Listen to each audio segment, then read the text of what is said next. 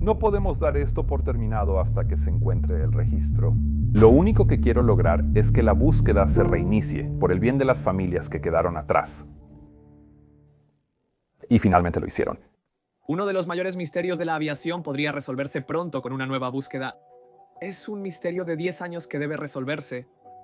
11 años después de la desaparición y casi 7 años después del fin de los últimos intentos organizados por encontrarlo, la búsqueda del vuelo MH370 de Malaysia Airlines finalmente se ha reanudado.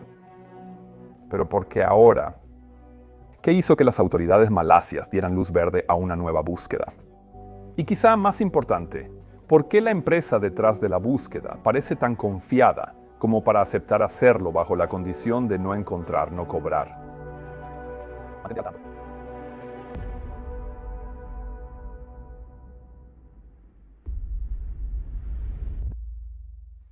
Muchos de los eventos y desarrollos que cubro en este canal son para personas con al menos un interés básico en la aviación. Pero el misterio y la tragedia detrás de la desaparición del vuelo MH370 de Malaysian Airlines trasciende casi cualquier tipo de barrera de interés. Ahora, en este video no voy a profundizar en todos los detalles de la desaparición, ya que eso ya lo hice en el canal de Mentor Pilot.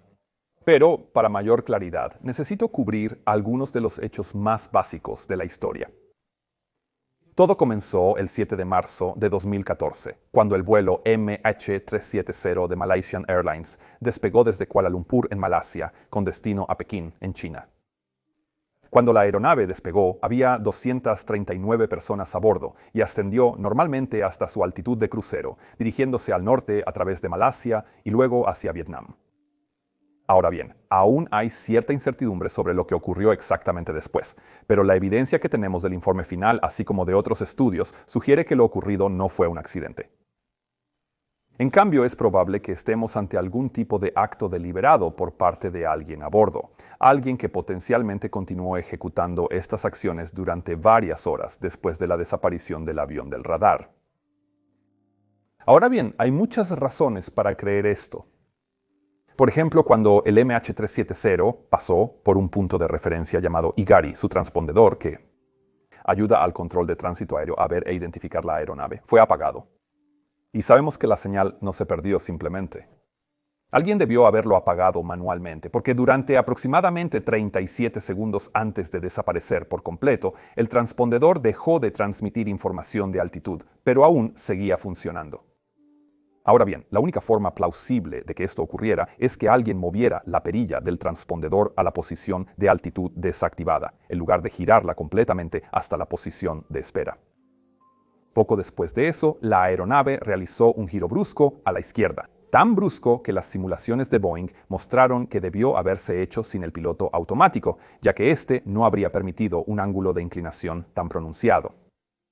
Y la ubicación en la que todo esto ocurrió también es altamente sospechosa.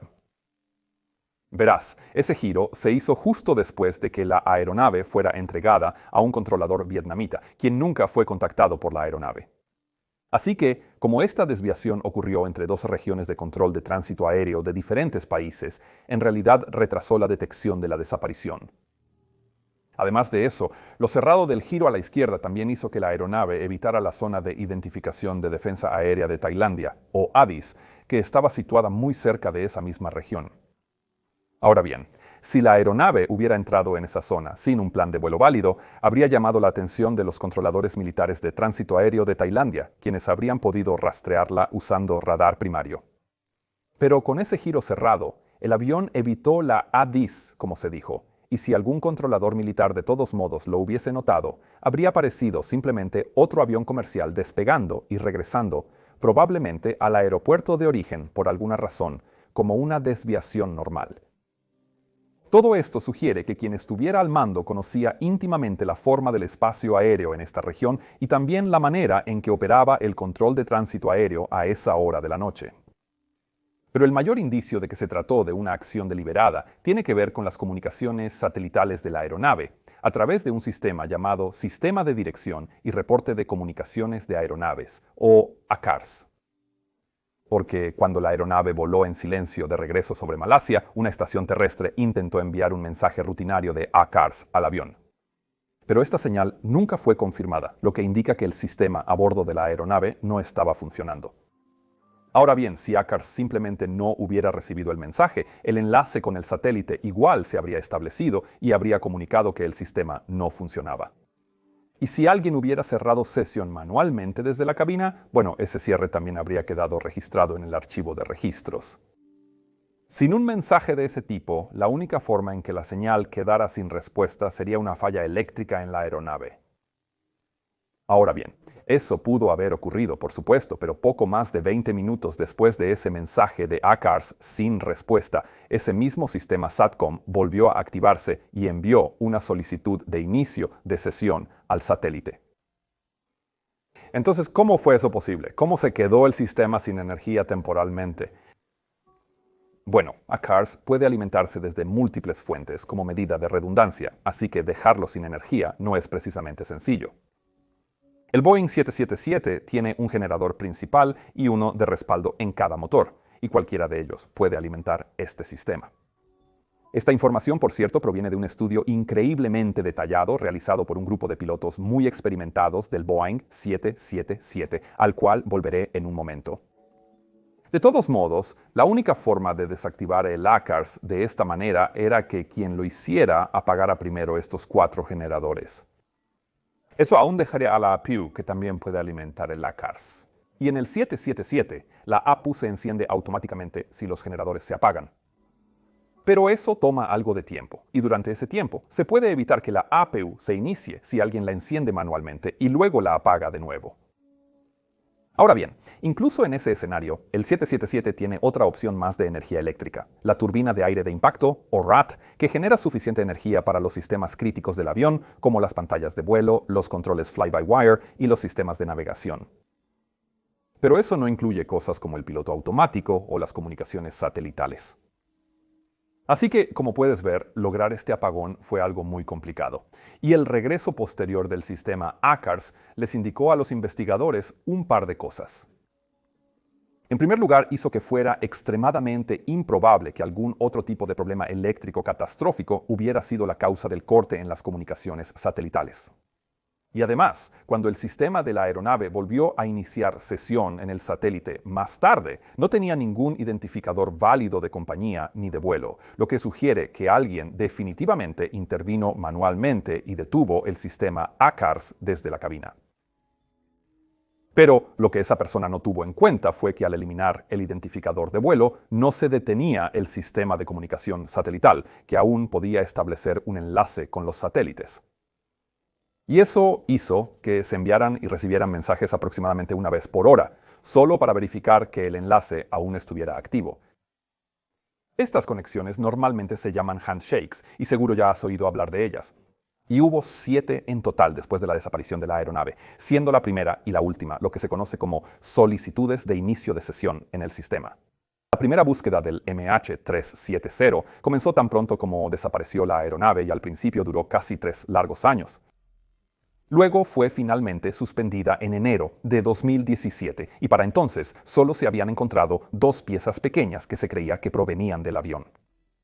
La única razón por la que se encontraron esas piezas fue porque habían llegado a la costa en Sudáfrica y en la isla Rodríguez, en Mauricio, y durante los años que siguieron se encontraron unos 30 elementos más que se cree que provenían del vuelo, en África, Madagascar y otras zonas del oeste del Océano Índico.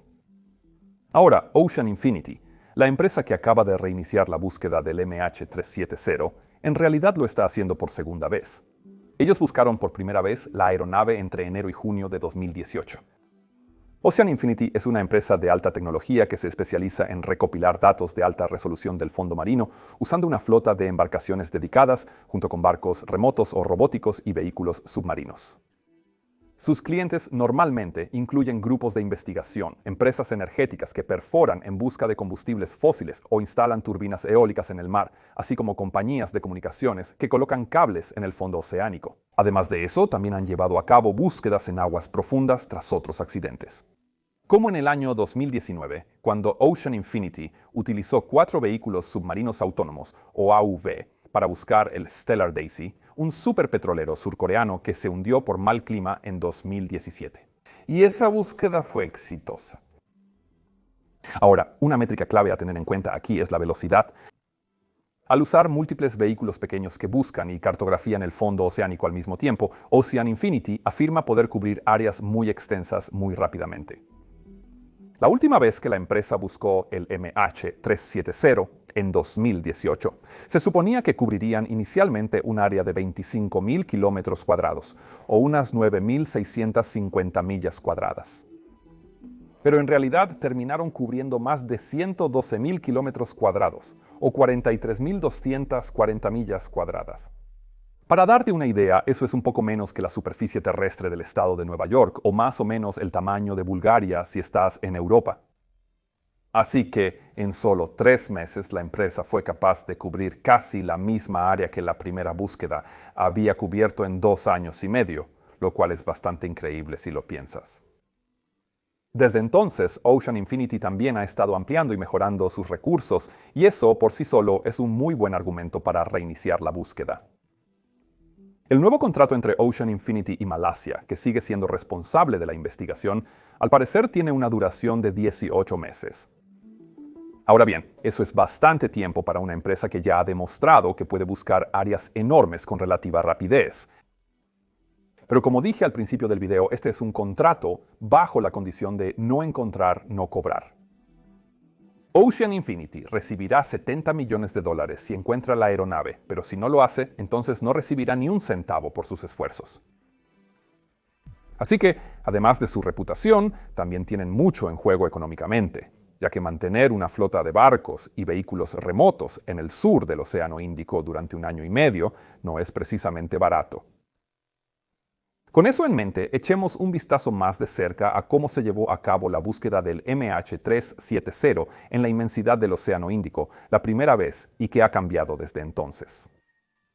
Como mencioné antes, después de que los sistemas de la aeronave restablecieron comunicación con el satélite, se realizaron 7 handshakes, que probablemente hayas visto en mapas representados como 7 arcos concéntricos dibujados con radios irregulares.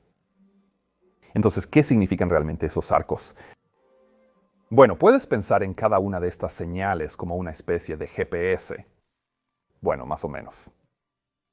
Malaysian Airlines utilizaba un satélite Inmarsat para el sistema ACARS y otras comunicaciones satelitales de sus aeronaves. Y sabemos la hora exacta en la que cada una de las señales fue enviada por el satélite. Y también sabemos cuánto tiempo suele tardar la aeronave en responder después de recibir la señal. El tiempo real de respuesta depende entonces de la distancia entre la aeronave y el satélite, y la diferencia entre el tiempo esperado de llegada de la señal de respuesta y el tiempo real de llegada se conoce como desfase de tiempo de ráfaga, o BTO.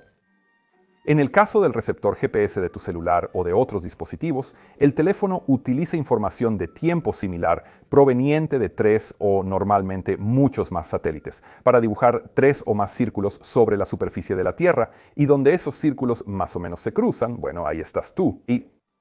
Ahora bien, obviamente estoy simplificando mucho las cosas aquí, pero el punto es que los handshakes de Inmarsat entre el avión y el satélite pueden funcionar de manera similar a una conexión GPS con un solo satélite. Así que, dado que conocemos la posición exacta del satélite, también podemos decir que en el momento preciso en que se hizo cada handshake, la aeronave estaba en algún punto del círculo o arco correspondiente. Y la razón por la cual podemos descartar una gran parte de cada círculo y quedarnos con solo un arco tiene que ver con que estamos hablando de un vehículo conocido, un Boeing 777-200ER, que obviamente tiene limitaciones reales sobre qué tan rápido y qué tan lejos puede volar. Desde bastante temprano en la búsqueda, los investigadores se dieron cuenta de que podían reducir significativamente el área de búsqueda gracias a estos datos. El enfoque de la investigación inicial se dirigió al lado sur del arco, porque hay muchos radares que podrían haber detectado la aeronave si hubiera girado hacia el norte, y no había rastro de ella en esa dirección. Con el tiempo, los investigadores también lograron extraer aún más información de sus datos.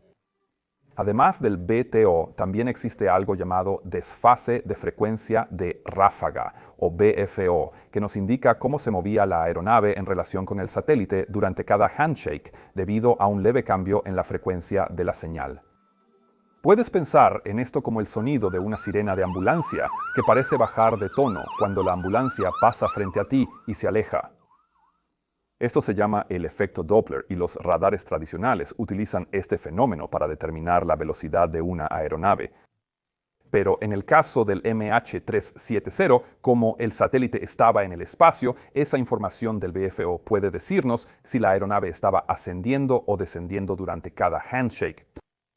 Nuevamente, hay mucho más en todo esto, además de otras pistas sobre los pilotos de este vuelo, que abordo en mi video completo, el cual deberías ver si aún no lo has hecho. Pero el punto es que los investigadores y otros con acceso a esta información han estado estudiando las posibles trayectorias de vuelo que pueden seguir los 7 handshakes de arco fijo para reducir el área de búsqueda. Y también han encontrado nueva información que complementa los handshakes. Ya mencioné un estudio hecho por pilotos, el trabajo extremadamente detallado del capitán Patrick Blely y Jean-Luc Merchant, quienes profundizaron en los sistemas y procedimientos usados por Boeing y Malaysian Airlines para sacar el máximo provecho de las pistas que ya tenemos. El otro estudio que mencioné en mi video es de Richard Godfrey, un ingeniero de sistemas de aviónica que ha realizado una serie de estudios usando algo llamado protocolo WHISPR, o reportero de propagación de señales débiles. Esto fue iniciado originalmente por un astrofísico, el profesor Joseph H. Taylor Jr., quien también era un entusiasta de la radioafición. Él desarrolló WHISPR como una forma para que los aficionados a la radio pudieran probar cómo se propagan las transmisiones de radio en diferentes frecuencias a lo largo de grandes distancias. Pero también resulta que estas señales pueden verse afectadas temporalmente cuando encuentran un obstáculo en su camino, lo que provoca anomalías en esa señal. Y, más importante aún en este contexto, estos datos de cientos de transmisores de radio diferentes se registran en una base de datos en línea de WHISPR, lo que significa que pueden analizarse de forma retrospectiva, semanas, meses o incluso años después. Y hay datos en esa base desde el año 2008, mucho antes de que se perdiera el MH370 en 2014. Ahora quiero dejar absolutamente claro que hay bastantes escépticos del WHISPR allá afuera. Y ciertamente es cierto que WHISPR no fue desarrollado como un método para rastrear aeronaves u otros objetos voladores. Pero dicho eso, existen radares pasivos, diseñados específicamente para detectar aeronaves utilizando transmisiones de radio ya existentes en una región determinada. Y Richard Godfrey, el ingeniero de aviónica que ha estado desarrollando algoritmos que le permiten usar WHISPR de esta manera, también lo ha usado para rastrear otras aeronaves con trayectorias de vuelo conocidas, incluyendo Boeing 777. Y WHISPR genera nuevas señales cada 2 minutos, lo que potencialmente proporciona muchos más puntos de datos para estudiar.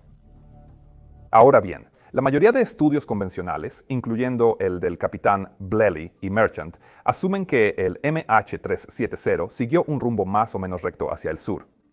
Y esa es una suposición perfectamente razonable, ya que todo lo demás en este vuelo sugiere que quien controlaba la aeronave quería evitar ser detectado. Pero los datos de WHISPR de Godfrey muestran algo diferente. En su modelo, la aeronave también viaja hacia el sur, pero no lo hace en línea recta, posiblemente en un intento de mantenerse alejada de las rutas aéreas más transitadas, lo cual también indicaría que alguien intentaba evitar ser detectado.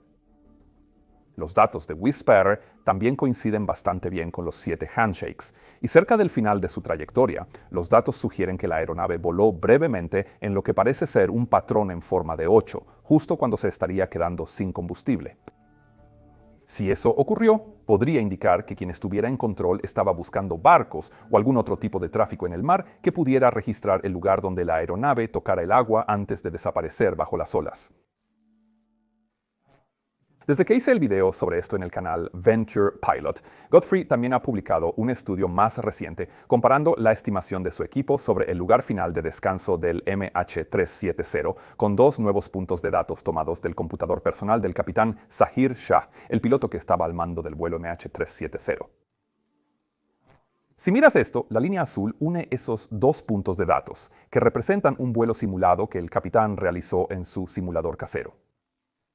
Y resulta que esa línea pasa directamente por el área donde los datos de WHISPR de Richard indican que el MH370 hizo su figura en 8. Si eso resulta ser cierto, definitivamente daría más peso a su investigación. Entonces, ¿en dónde estamos ahora? El año pasado, Ocean Infinity propuso un plan para su nueva búsqueda, que incluye en esencia 3 áreas diferentes que planean empezar a explorar en el otoño de 2024. Luego, esas negociaciones con las autoridades malasias se prolongaron y en diciembre de 2024 finalmente parecía que las cosas avanzaban y que había un acuerdo en camino, aunque el contrato aún no había sido formalmente finalizado. Luego, en febrero de este año, aunque el contrato final aún no se había firmado, Ocean Infinity empezó a mover sus recursos al lugar y la búsqueda finalmente se reanudó el 26 de febrero. Entonces, ¿cuáles son estas áreas que la empresa estará explorando? Bueno, mientras grabamos esto, en realidad puedes seguir el buque principal de Ocean Infinity, el Armada 7806, mientras se desplaza por el Océano Índico. Y voy a dejar el enlace en la descripción y también aquí arriba, si logro averiguar cómo hacerlo. En naranja y rojo puedes ver las áreas de búsqueda anteriores. Luego, las líneas blancas muestran las nuevas áreas que Ocean Infinity estará investigando ahora. Y esas son las 2 áreas mayormente rectangulares a cada lado del área ya explorada alrededor del séptimo arco. La del sur de estas 2 áreas rectangulares se superpone en su mayoría con un triángulo en amarillo que representa la nueva zona de búsqueda propuesta en el estudio del capitán Blely y Machand. Más al norte vemos una zona blanca con bordes irregulares que indica un área de búsqueda más pequeña que corresponde perfectamente con el estudio de Richard Godfrey. Nuevamente, estos son lugares que sabemos que Ocean Infinity quiere explorar y que los investigadores de Malasia han aprobado, y no puedo explicar lo feliz que esto me hace. Otra vez, no estoy tratando de debatir quién tiene o no la razón aquí. El punto para mí, y estoy seguro de que para todos los que han estado trabajando incansablemente tratando de encontrar soluciones a este misterio, es que necesitábamos reiniciar la búsqueda y con suerte poner fin de una vez por todas a uno de los mayores misterios de la aviación. De verdad, espero que pronto sepamos más sobre esto y que realmente encuentren la aeronave, para que las familias de las víctimas de esta tragedia por fin obtengan las respuestas que han estado esperando durante 11 largos años. Mi nombre es Peter Hornfeld y estás viendo Mentor Now. Que tengas un día absolutamente fantástico donde sea que estés y nos vemos la próxima vez. Adiós.